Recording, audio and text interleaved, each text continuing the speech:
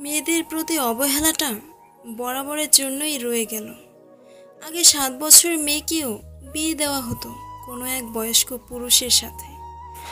বাবাকে যে কন্যা দায়মুক্ত হতে হবে, তাই যেভাবেই হোক, যার সাথেই হোক, তার বিয়ে দেওয়া চাই। আজও শিক্ষিত সমাজে সেটাই প্রচলিত। 18 বছর পার করতে না করতেই শুনতে হয়, কিরে বিয়ে কবে করছিস? বিয়েটা করে নে, তারপর না হয় পড়াশোনা করিস। কি বিচিত্র, তাই না?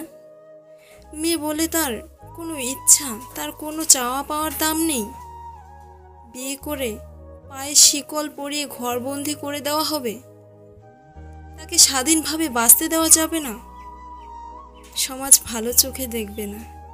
বিয়ের পর শ্বশুর বাড়িটাই তার ঘর, বাকি সব পর।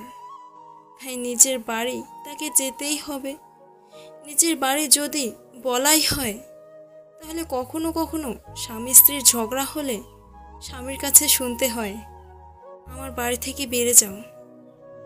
তাহলে আর নিজের বাড়ি হলো কই?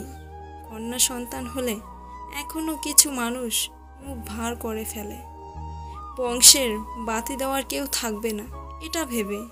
কিন্তু অনেক ছেলে আছে, তারা সেই বাতিটাও দেয় না। তাহলে এই ভেদাভেদ কেন সমাজে আজও প্রচলিত?